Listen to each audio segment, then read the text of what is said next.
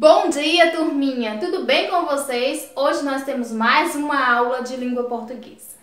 Nesta aula de hoje nós vamos continuar aprendendo sobre poema, só que agora tendo conhecimento sobre as figuras de linguagem. Isso mesmo, as figuras de linguagem, a forma como são escritos os nossos poemas. Como o escritor quer dar aquela ideia, passar aquela ideia para você, né, o interlocutor que está ali lendo a escrita.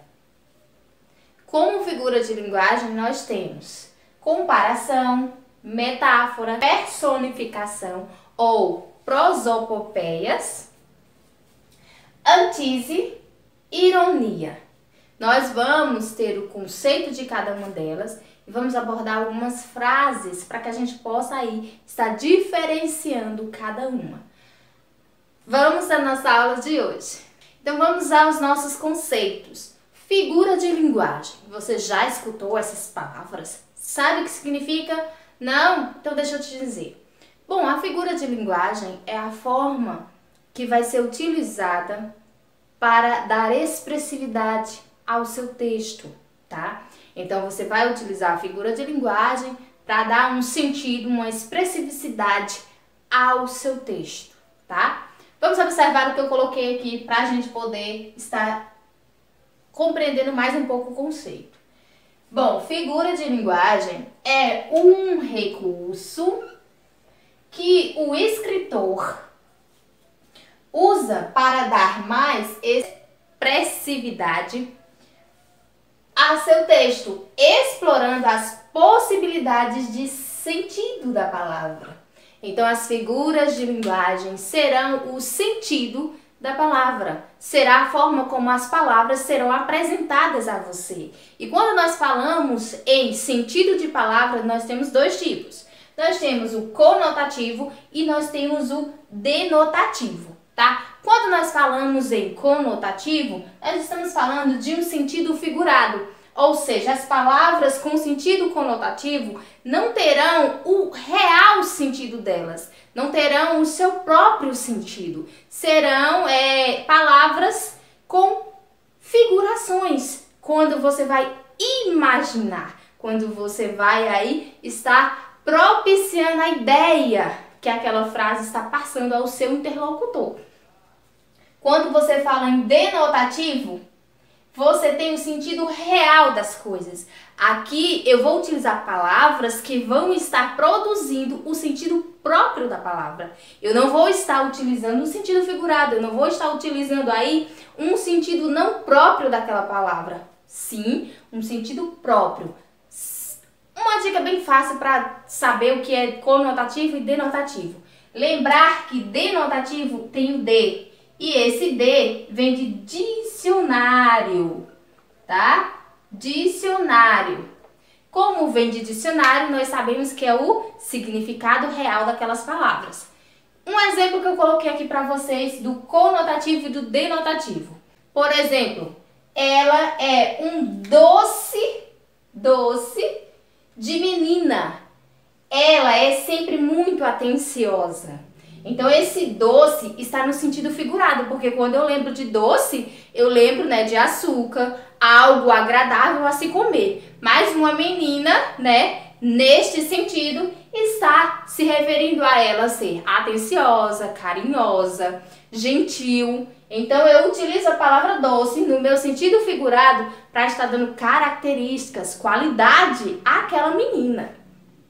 Coloquei aqui como denotativo, o sentido real da palavra. Nós temos o seguinte: a jaca é muito doce, chega a ser enjoativa. Então, nós estamos nos referindo aqui ao açúcar, né, que é presente nesta fruta. É um sentido real? Sim, pois a jaca realmente é muito doce. Você, ao estar aí comendo uma jaca, vai observar esse fato. Então, o sentido conotativo é um sentido figurado, quando eu vou utilizar uma palavra para estar dando significado diferente a ela. Ou seja, eu estou ali dando um adjetivo, uma qualidade, uma características daquela pessoa, daquele objeto ou do termo, né, referente na sua frase. Quando eu estou falando em denotativo, eu estou falando do sentido real das coisas. Aqui eu vou utilizar as palavras conforme indique a qualidade, o adjetivo ou o sentido próprio, né, da palavra. Vamos agora conhecer as figuras de linguagem, comparação, metáfora, tá? Então, vamos lá. Compreendendo as figuras de linguagem. Figura de linguagem, comparação, tá? E metáfora. Bom, a figura de linguagem comparação é exatamente um comparativo que se faz de termos na frase. O que quer dizer isso? Quer dizer que na figura de linguagem comparativa eu vou comparar, tá? Vou comparar os fatos. E como eu vou fazer isso? Eu vou utilizar expressões de comparação.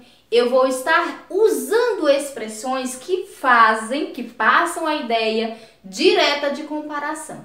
Ou seja, eu vou usar o como, que nem, tanto, tão, quanto, dentre outros exemplos que podemos utilizar, mas que eu não coloquei aqui no quadro. Então, nós temos comparação, faz uma comparação por meio de expressões comparativas.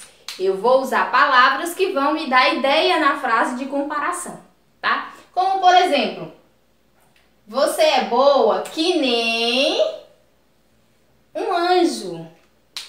Então, é uma comparação. Eu estou dizendo que aquela pessoa é boa e que ela, né, está ali fazendo bondade, está sendo boa tanto quanto um anjo seria, né, no caso se estivesse aqui no mundo.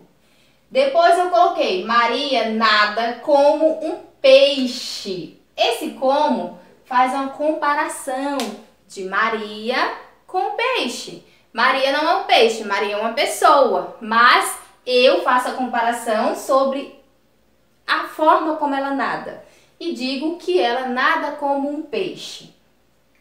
A metáfora também faz comparação entre os termos, sujeito e o restante da frase. Bom, mas como é que acontece a comparação por meio da metáfora? Bom, a metáfora ela vai fazer uma comparação direta. Ela não vai utilizar meios para fazer essa comparação. Ou seja, na metáfora eu não vou utilizar nenhuma espécie de expressão para estar comparando. Eu vou diretamente falar a minha comparação sem estar utilizando nenhuma expressão que me dê ideia de comparação. Então, a metáfora faz a comparação sem uso das expressões comparativas. Por exemplo, você é um anjo. Maria é um peixe. Então, eu fiz uma comparação, eu dei sentido de comparação, pois na minha concepção eu sei que a pessoa não é um anjo, mas sim ela é boa, e sei que Maria não é um peixe, mas ela nada bem. Então, eu fiz uma comparação direta, sem o uso da minha expressão comparativa. A diferença entre comparação e metáfora é exatamente o uso das expressões comparativas. Eu vou utilizar a expressão comparativa para fazer a comparação, né, no sentido da linguagem comparativa, e na metáfora eu não vou fazer uso. Eu vou comparar diretamente. E quem vai entender essa comparação que eu fiz na metáfora será o meu interlocutor. Esses dois tipos aqui fazem comparações, assim trazendo o sentido figurado para o nosso contexto. Lembra que o sentido figurado, né, que são as figuras de linguagens, elas nos trazem sentido às palavras. Então agora nós vamos conhecer as figuras de linguagem, personificação ou prosopopeia, hipérbole, tá? Vamos conhecer o conceito sobre essas duas figuras de linguagem. Você vai observar que você já utilizou muitas delas e que você já presenciou em sua vida escolar várias vezes a expressão e o uso delas. Então, nós temos personificação ou prosopopeia. É aquelas palavras, né, que são utilizadas para darem características humanas a seres inanimados, a seres que não se movem, ou seja, seres não vivos. Isso acontece muito na fábula. Damos vozes e ações humanas a animais, tá? Características humanas a animais. Então, nós fazemos muito uso da linguagem da personificação ou prosopopeia. Então, nós temos o seguinte: personificação ou prosopopeia atribui qualidades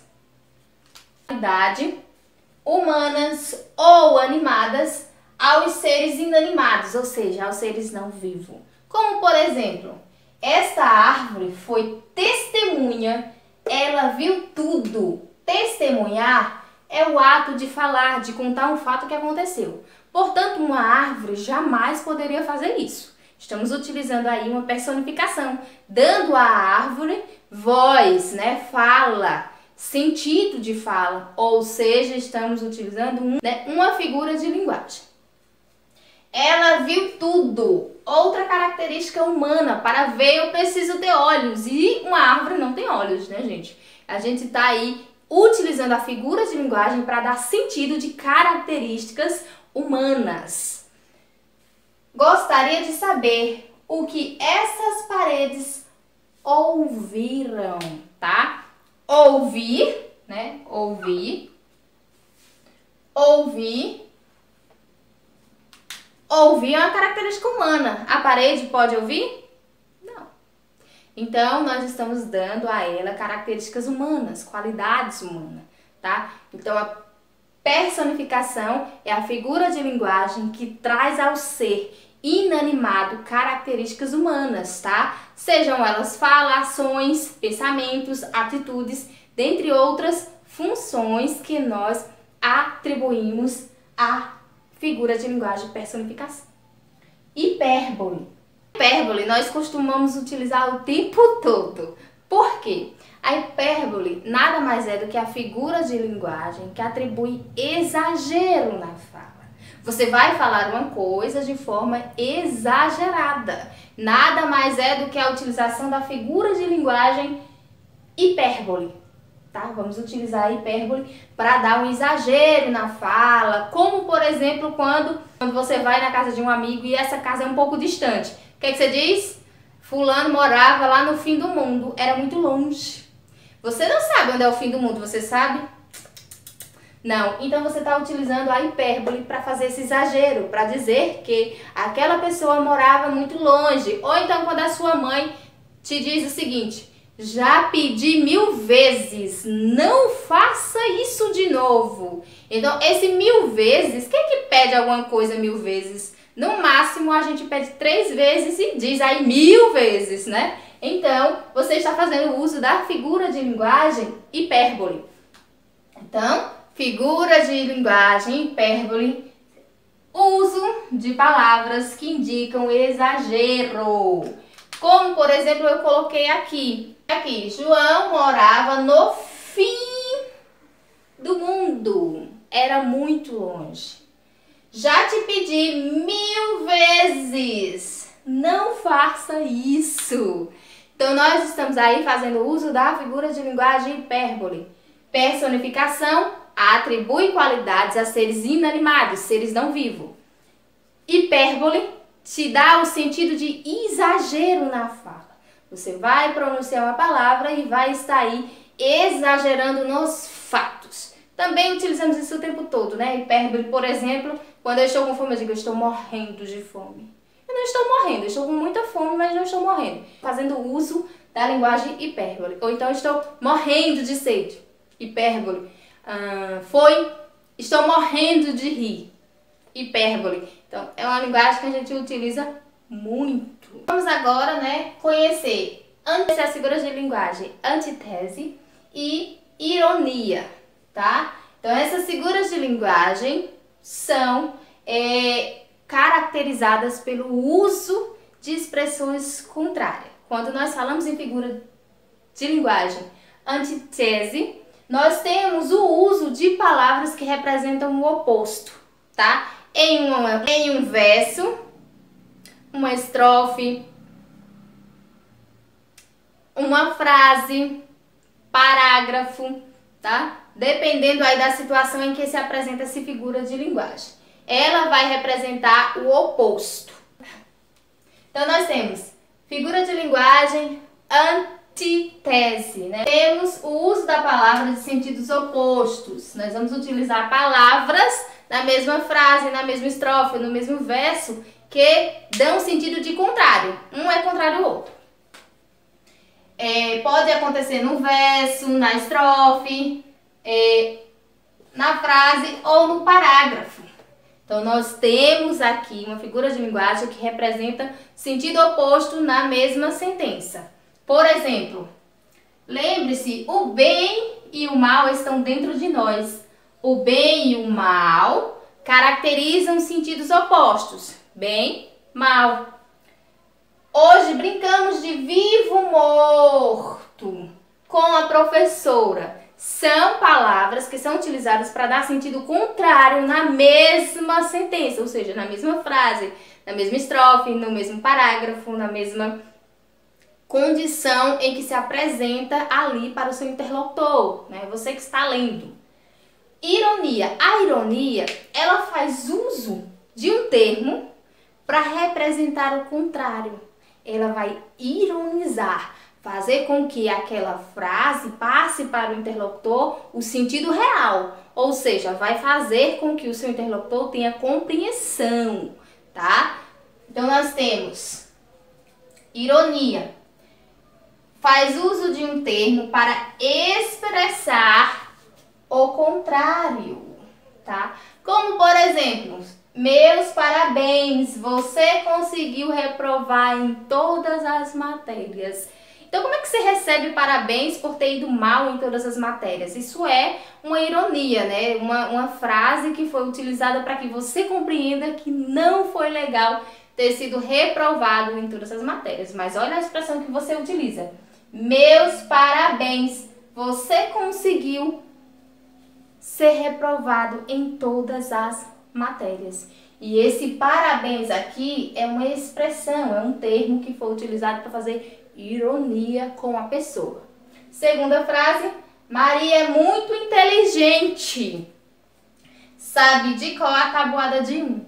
Você precisa realmente ser inteligente para saber a tabuada de 1? Né? Então, inteligente aqui está caracterizando uma ironia com essa pessoa. Né? Você não precisa ser esperto, inteligente para saber a tabuada de 1, pois é a mais fácil. Então, está ironizando a situação. Antítese, usa palavras para dar expressão de contrário.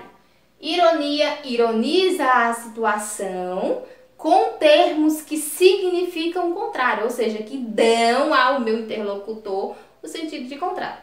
Então, por hoje é só. Claro que não só existe essas figuras de linguagem apresentadas hoje, existem outras. Mas por hoje nós vamos ficar só com essas 6 figuras de linguagem e eu espero que você compreenda bem cada uma delas.